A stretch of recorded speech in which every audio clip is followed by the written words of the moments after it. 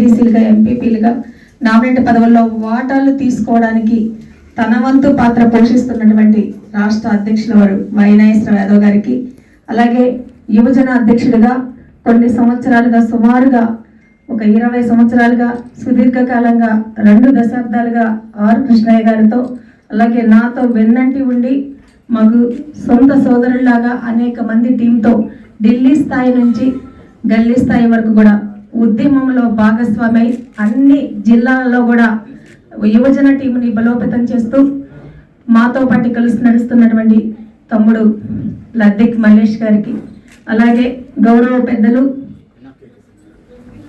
కేకే సంజీవరావు గారు, ఎప్పటి నుంచో సీనియర్ బీసీ నాయకులు, బీసీ అనే పదం వినపడితే ఖచ్చితంగా ఆ టీంలో ఎక్కడైతే బీసీలు పోరాటం చేస్తున్నారో అక్కడ ఎప్పుడు ఎల్లవేళలా రాజమండ్రి ఎప్పుడు వచ్చినా కల్పించే గౌరవ పెద్దలు సంజీవరావు గారికి, అలాగే వేమన్న గారు దాడిపత్తి వేమన్న గారు సీనియర్ తెలుగుదేశం పార్టీ నాయకులు, అలాగే శాలివాహన సంఘం డైరెక్టర్, జాతీయ బీసీ సంక్షేమ సంఘం ఉపాధ్యక్షులుగా మాతో పాటు కలిసి నడుస్తున్న అన్న వేమన్న గారికి, అలాగే సోదరులు హనుమంత్ గారికి, రాష్ట్ర కార్యదర్శి హనుమంత్ గారికి, అలాగే మన యువజన అధ్యక్షుడిగా కాకినాడ జిల్లాలో ప్రముఖ పాత్ర పోషిస్తూ తెలుగుదేశం పార్టీలో కూడా క్రియాశీలకంగా బీసీల వాణి వినిపిస్తున్నటువంటి తమ్ముడు శ్రీనివాస్ గారు కాకినాడ జిల్లా అధ్యక్షులు, అలాగే రాజనాల సత్యబాబు గారు నియోజకవర్గం నుంచి జాతీయ బీసీ సంక్షేమ సంఘంలోకి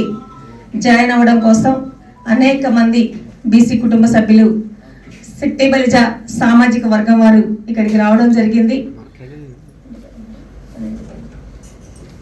శెట్టి వెంకటరమణ గారిని ఈరోజు జాతీయ బీసీ సంక్షేమ సంఘంలో నియోజకవర్గ అధ్యక్షుడిగా మా రాష్ట్ర అధ్యక్షుల వారు వైనాయశ్వరరావు గారి చేతుల మీదుగా క్రియాశీలకంగా జాతీయ బీసీ సంక్షేమ సంఘ కుటుంబ సభ్యులుగా జాయిన్ చేపించి బాధ్యతలు ఇచ్చి బీసీ బడుగు బలహీన వర్గాల హక్కుల కోసం పోరాటం చేయడానికి ఈరోజు ఇక్కడ మీడియా సమావేశం పెట్టడం జరిగింది.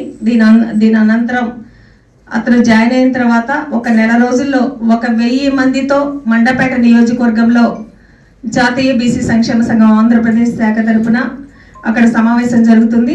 ఈ జాతీయ బీసీ సంక్షేమ సంఘం ఆంధ్రప్రదేశ్ ఇన్ఛార్జి ఎలగాల నూకన మేధవ్ నేను సుదీర్ఘకాలంగా రాష్ట్ర వ్యాప్తంగా ఉద్యమాలు, పోరాటాలు, ధర్నాలు చేస్తూ ఒక బలమైన నిర్మాణంతో జాతీయ బీసీ సంక్షేమ సంఘం ఆంధ్రప్రదేశ్ శాఖ దినదిన అభివృద్ధి చెందుతూ ఒక చైతన్యవంతమైన టీంని ఏర్పాటు చేసుకొని ముందుకెళ్లడం జరుగుతుంది. అందులో భాగంగా ఈ రోజున రాజమండ్రిలో సమావేశం ఏర్పాటు చేయడం జరిగింది. మేము గత కొంతకాలంగా సుదీర్ఘ పోరాటాల ఫలితంగా జాతీయ బీసీ సంక్షేమ సంఘం సుదీర్ఘ పోరాటాల ఫలితంగా అనేక విజయాలు సాధించినటువంటి చరిత్ర, అలాగే బీసీలకి రావాల్సిన వాటాల్లో ఏ రోజు కూడా రాజీ పడకుండా ఉద్యమం చేస్తూ పోరాటం చేస్తూ ముందుకెళ్లడం జరిగింది. అందులో భాగంగానే ఎన్నికల ముందు రాష్ట్ర ముఖ్యమంత్రి వర్యులైనటువంటి చంద్రబాబు నాయుడు గారు జాతీయ బీసీ సంక్షేమ సంఘం ఆంధ్రప్రదేశ్ శాఖను పిలిచి అనేక అవకాశాలు కల్పిస్తాం బీసీలకి, కూటమి ప్రభుత్వాన్ని గెలిపించండి అని హామీ ఇవ్వడం జరిగింది.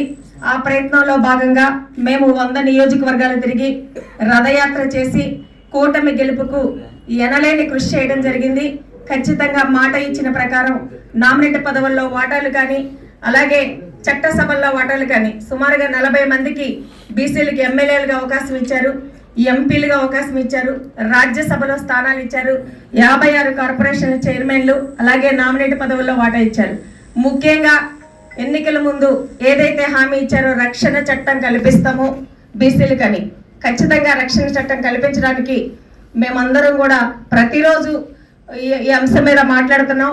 మొన్ననే చంద్రబాబు నాయుడు గారిని జాతీయ బీసీ సంక్షేమ సంఘం ఆంధ్రప్రదేశ్ శాఖ తరపున కలిసి వివరించడం జరిగింది. ఇప్పటికి గవర్నమెంట్ అధికారంలోకి వచ్చిన తర్వాత దాదాపుగా 4 సార్లు ఈ అంశం మీద రక్షణ శాఖ కానీ, కులగణన కానీ, చట్టసభలో రిజర్వేషన్లు కానీ పలు అంశాల మీద చంద్రబాబు నాయుడు గారిని కలవడం జరిగింది.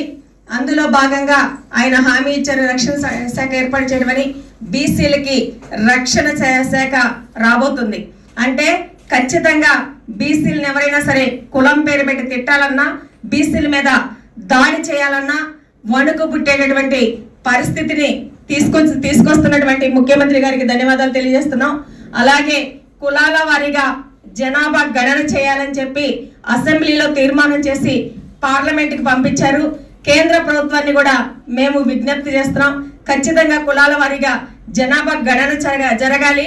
ఎందుకంటే ఈ రాష్ట్రంలో ఉన్న పందులు, కుక్కలు, నక్కలు, ఎలుకలు, చీమలకు కూడా ఆఖరికి లెక్కలు ఉన్నాయి.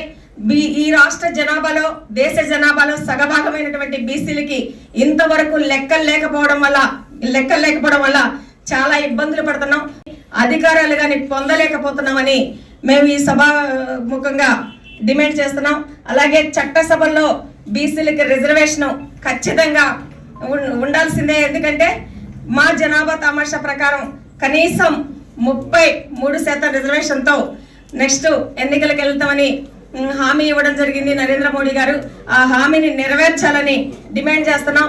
ముఖ్యంగా మహిళలకు రేపు 16వ తారీఖు, 16, 17, 18 తారీఖులు 3 రోజులు పార్లమెంట్ సమావేశం పెడుతున్నారు. ప్రత్యేకించి మహిళా రిజర్వేషన్ బిల్లును వాళ్ళు ప్రమోట్ చేస్తున్నారు. ధన్యవాదాలు, కృతజ్ఞతలు తెలియజేస్తున్నాం నరేంద్ర మోడీ ప్రభుత్వానికి, అలాగే ముఖ్యమంత్రి చంద్రబాబు నాయుడు గారికి. కానీ మాకు బీసీ మహిళలకు ఖచ్చితంగా సబ్ కోటా కేటాయించాలి. ఎందుకంటే సబ్ కోటా కేటాయించకపోతే అణగారిన వర్గాల మహిళలు అన్ని రంగాల్లో కూడా కష్టపడి అభివృద్ధి చెంది చైతన్యవంతులై ఖచ్చితంగా పోటీ చేయబోయే టైంకి చౌదరి గారి ప్లేస్ లో చౌదరమ్మ, నాయుడు గారి ప్లేస్ లో నాయుడమ్మ, అలాగే రెడ్డి గారి ప్లేస్ లో రెడ్డమ్మ ఉంటారు. కానీ బీసీ మహిళలకు న్యాయం జరగాలి అంటే బీసీ మహిళకి సబ్ కోటా ఇవ్వాలని ఈ వేదిక సాక్షిగా డిమాండ్ చేస్తున్నాం. స్వాతంత్రం వచ్చి 70 సంవత్సరాలు దాటిపోయింది. మరి ఈ రోజు వరకు కూడా బీసీల పరిస్థితి ఎక్కడ వేసిన గొంగలు అక్కడలాగానే ఉంది. మరి జాతీయ బీసీ సంక్షేమ సంఘం అనేక దశాబ్దాలుగా మరి ఇక్కడ పోరాటాలు చేయడం జరిగింది. రాజకీయంగా అయితేనేమి, ఆర్థికంగా అయితేనేమి, సామాజికంగా పరంగా అయితేనేమి, విద్యాపరంగా అయితేనేమి అనేక సంస్కరణల్ని ఈ ప్రభుత్వాల్లో తీసుకురావడానికి ఒత్తిడి తీసుకురావడం జరిగింది. అందులో భాగంగా మరి విద్యాపరంగా, మరి రాజకీయ పరంగా అయితే కొత్త వెసులుబాటు కల్పించడం జరిగింది. కానీ ఏవైతే మా మొదటి నుంచి ఉన్న ప్రధానమైన డిమాండ్స్, చట్టసభల్లో బీసీలకి 50% రిజర్వేషన్స్ కావాలి. మరి అట్లాగే కేంద్ర ప్రభుత్వ స్థాయిలో ఒక మంత్రిత్వ శాఖను ఏర్పాటు చేసి మా జనాభా నిష్పత్తి ప్రకారం బడ్జెట్ కేటాయించాలి. మరి అట్లాగే ఈరోజు మహిళా బిల్లు పెట్టారు. మహిళా బిల్లులో బీసీ మహిళలకు సబ్ కోటా ఇవ్వాలి. మరి ఏదైతే బీసీ ఉద్యోగులు ఉన్నారో వాళ్ళకి ప్రమోషన్స్లో మరి వాటా ఇవ్వాలి. మరి అట్లాగే ఏదైతే ఈరోజు పారిశ్రామికంగా మరి ప్రభుత్వ నిర్ణయాల ప్రకారం అన్ని ప్రైవేట్ పరం కాబోతా ఉన్నాయి. ఆ ప్రైవేట్ పరమైన దాంట్లో కూడా మరి రిజర్వేషన్స్ బీసీ చదువుకున్న పిల్లలకు ఇవ్వాలనే డిమాండ్స్ని మొట్టమొదటి నుంచి పోరాటం చేస్తా ఉన్నాం. సంక్షేమ సంఘాలకు ఆహ్వానిస్తున్నారు. తన నియామకానికి సహకరించినటువంటి రాష్ట్ర యువజన అధ్యక్షుడు మల్లేష్ బ్రదర్ కూడా ధన్యవాదాలు తెలుపుతూ ఈ రోజు నుంచి జాతీయ బీసీ సంక్షేమ సంఘం కుటుంబ సభ్యుడిగా బీసీ బడుగు బలహీన వర్గాల యొక్క ఉన్నతి కోసం, వారి హక్కుల కోసం, అభివృద్ధి, సంక్షేమం, రాజ్యాధికారంలో వాటాలను సాధించడం కోసం మీ వంతు కృషి చేయాలని కోరుకుంటూ కంగ్రాచులేషన్స్ సోదరా. సంఘానికి అనేక సేవలు చేశారు.